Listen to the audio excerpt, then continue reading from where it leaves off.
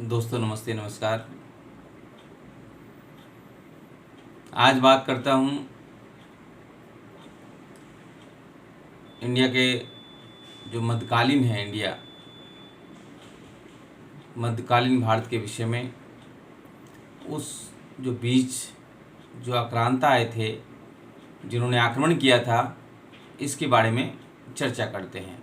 कौन कौन से आक्रांता आए थे। सबसे पहले जो मुस्लिम आक्रांता था 712 में मोहम्मद बिन कासिम आया था। उसके बाद अफ़गानिस्तान से 2 शासक आए, आक्रमणकारी आए। पहला मोहम्मद गजनवी, दूसरा मोहम्मद गौरी। मोहम्मद गौरी ने बाद में चल के आगे मोहम्मद गौरी सही है। मोहम्मद गौरी ने आगे चल के जो उनका जो गुलाम था कुतुबुद्दीन ऐबक, उन्होंने गुलाम वंश की स्थापना की थी 1206 में। फिर आगे दिल्ली सल्तनत राज कायम हो गया और दिल्ली सल्तनत का जो कार्यकाल है वह 1206 से लेकर के 1526 ईस्वी तक रहा। और इस बीच 5 जो वंश था उन्होंने शासन किया दिल्ली पर, और वह दिल्ली सल्तनत के नाम से जाना जाता है। वह वंश पहला जो गुलाम वंश के नाम से जाना जाता है, जिसकी स्थापना कुतुबुद्दीन ऐबक ने की थी। दूसरा खिलजी वंश, तीसरा तुगलक वंश, चौथा सैयद वंश, पांचवा लोधी वंश। इस प्रकार दिल्ली सल्तनत रहा। और फिर बाद में 1526 ईस्वी में पानीपत की लड़ाई में इब्राहिम लोदी को परास्त करके मोहम्मद जहीरुद्दीन बाबर ने मुगल वंश की स्थापना की। और फिर मुगल वंश काफ़ी लंबा टाइम तक, जब तक अंग्रेज आया नहीं आया तब तक इनका शासन काल रहा। और फिर आगे जाकर के अंग्रेज़ों का जो ईस्ट इंडिया कंपनी थी 1600 ईस्वी में स्थापना की। और फिर उनका साम्राज्य जो है वो फैलते गया। इस बीच और से आक्रांता आक्रमणकारी इंडिया पे आए, जैसे फ्रांसीसी, पुर्तगालीज, इटली के द्वारा काफ़ी लोगों ने यहाँ शासन किया। और इस दौरान तो इसकी कहानी हम बाद में आगे करते हैं विस्तार से। इससे पहले मोहम्मद गजनवी और मोहम्मद गौरी के बारे में चर्चा करते हैं। मोहम्मद गजनवी गजनी प्रांत से आया था। गजनी प्रांत काबुल,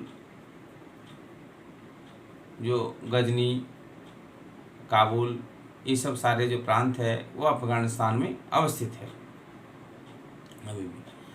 तो गजनी का पिता शहाबुद्दीन 998 ईस्वी में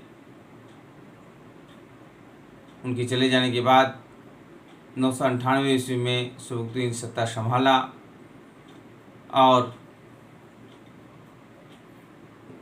गजनी प्रांत में। और फिर इंडिया पर उन्होंने सबसे पहला आक्रमण सन 1000 ईस्वी में उन्होंने किया।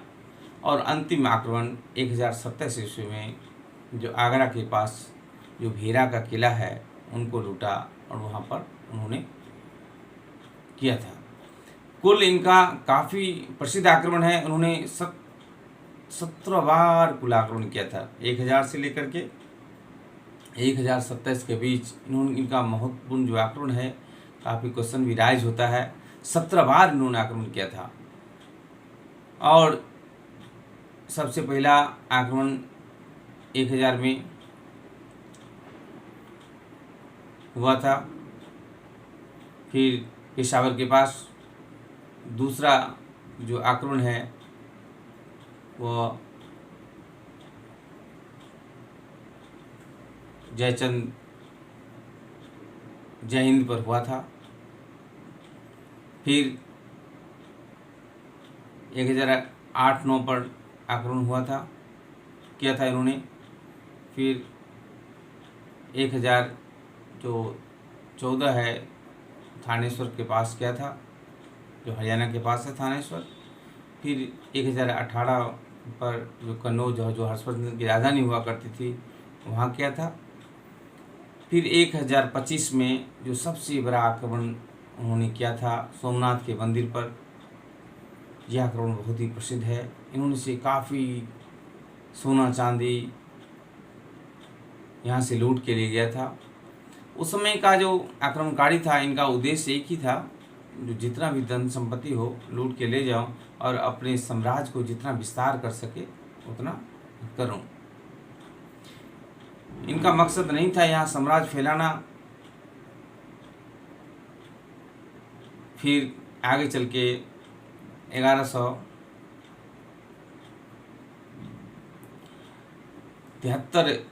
1175 ईस्वी में मोहम्मद घोड़ी ने शासन संभाला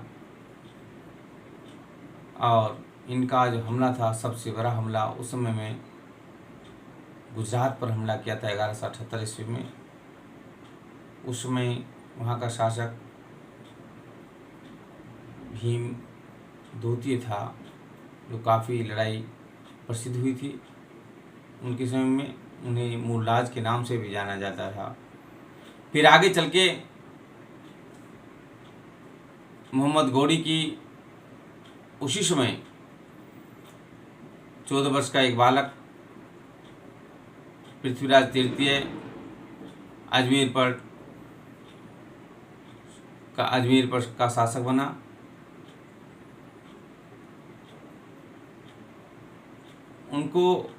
उनकी जो लड़ाई थी मोहम्मद घोड़ी और अजमेर की शासक के बीच, जो भटिंडा नामक स्थान था, उसके लिए इनकी लड़ाई चालू हुई। और फिर आगे जाकर के 3 बहुत बड़ी लड़ाई हुई मोहम्मद घोड़ी और पृथ्वीराज चौहान के बीच। पृथ्वीराज चौहान उत्तरायण की जो लड़ाई है, उत्तरायण अभी हरियाणा में है, 1191, 1192 और 1193। 1191 को उत्तरायण की पहली लड़ाई बोला जाता है, 92 को दूसरी लड़ाई और 1193 को तीसरी लड़ाई। 2 लड़ाई में, हाँ उसी समय कहानी बता दूं, 1178 ईस्वी थी, उसी समय घोड़ी को गुजरात पर आक्रमण किया था। मोहम्मद घोड़ी ने परास्त किया था और उनको कैद कर लिया था। फिर किसी कारणवश मोहम्मद घोड़ी को पृथ्वीराज वहाँ से गुजरात की लड़ाई हुई थी, वहाँ से उनको छोड़ दिया गया था। अगर वहाँ नहीं छोड़ा जाता, कैद में रखा जाता या कुछ और कर दिया जाता, तो ये फिर मोहम्मद घोड़ी फिर इतना बड़ा जो लड़ाई हुई, या इतना बड़ा जो इतिहासकार का बोला जाता है, इतना बड़ा जो साम्राज्य मुस्लिमों का फैला, तुर्कियों का फैला, इतना बड़ा साम्राज्य नहीं बन पाता। तो 1191 में और 1192 में दोनों में पृथ्वीराज चौहान ने मोहम्मद घोड़ी को परास्त किया और बाद में फाइनल में पृथ्वीराज चौहान को मोहम्मद घोड़ी ने परास्त किया उत्तरायण की तीसरी लड़ाई में। क्वेश्चन पूछा जाता है, अगर पहली लड़ाई और दूसरी लड़ाई में मोहम्मद घोड़ी जीत जाता तो तीसरी लड़ाई मोहम्मद घोड़ी नहीं करता। इसका मतलब है मोहम्मद घोड़ी ने दोनों लड़ाई हार गया, इसलिए तीसरी लड़ाई जीत हुई। तीसरी लड़ाई में मोहम्मद गौरी जीत गया और पृथ्वीराज चौहान हार गया। आगे जाकर के मोहम्मद गौरी का ही गुलाम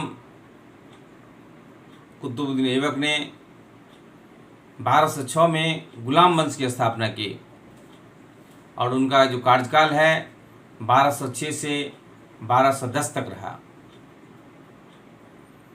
फिर आगे चल के ऐबक का दामाद इल्तुतमिश ने शासन किया। फिर इल्तुतमिश के बाद इनकी बेटी रजिया सुल्तान ने शासन किया। आगे हम और विस्तार से गुलाम वंश के बारे में, गुलाम वंश के बाद जो भी शासकें आई उनको विस्तार से चर्चा करेंगे। तब तक के लिए नमस्ते, जय हिंद।